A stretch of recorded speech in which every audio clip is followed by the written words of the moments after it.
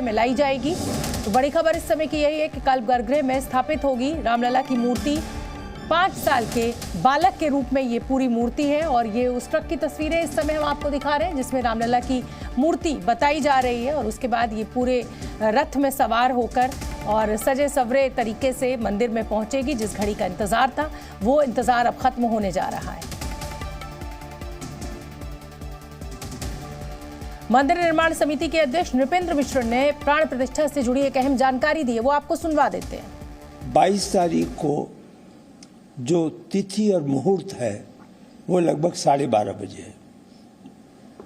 उससे पहले जो पूजा विधि है वो अभी शुरू हो चुकी है और वह पूजा विधि कल प्रातः संभवतः रामलला गर्भगृह में आएंगे।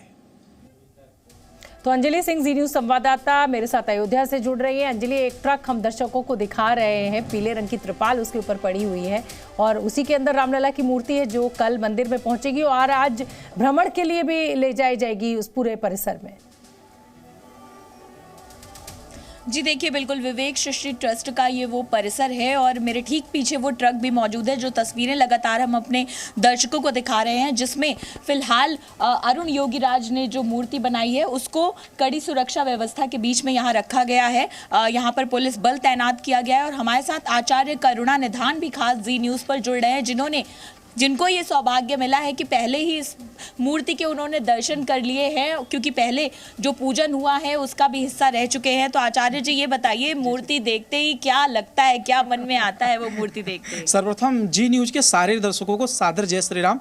देखिए, राम लला का जो प्रतिमा है ना, जो बनकर तैयार है, ऐसा देखने से ऐसा प्रतीत होता है कि रामलला की प्रतिमा तुरंत मुख से बोल उठेगी जब एक बार आप प्रतिमा को देखेंगे। क्योंकि देखिए, जैसा कि रामलला का पूजन जो यहाँ पर मूर्ति जब बन रहा था, इसमें तमाम जो कारीगर, क्योंकि जो कई जगहों की शिलाओं से मूर्तियां बन रही थी, ऐसे में जहां एक कर्नाटक के मैसूर से था, नेपाल के काली गंडक से निकाली गई शालिग्राम शिला हो या फिर जयपुर से आए हुए तमाम शिलाओं से, सभी शिलाओं से मूर्ति का निर्माण कार्य किया जा रहा था। ऐसे में मैसूर की जो शिला आई थी ना, उससे मूर्ति का निर्माण कार्य किया गया और ऐसे में शिला जब मूर्ति को आप देखेंगी, मेरे अंदर बहुत खुशी है। इस मूर्ति को जब आप देखेंगी ना तो ऐसा लगेगा कि रामलला बोल उठेंगे और इतना दिव्य झलक है रामलला का। और 51 इंच की प्रतिमा है, कमल के पुष्प पर भगवान विराजमान है, तो ऐसे में बहुत ही दिव्य प्रतिमा है और राम जी को देखने के बाद नयन तृप्त हो उठता है ना। और मन करता है कि सिर्फ और सिर्फ हम भगवान को ही निहारते रहें, भगवान को ही देखते रहें और उनके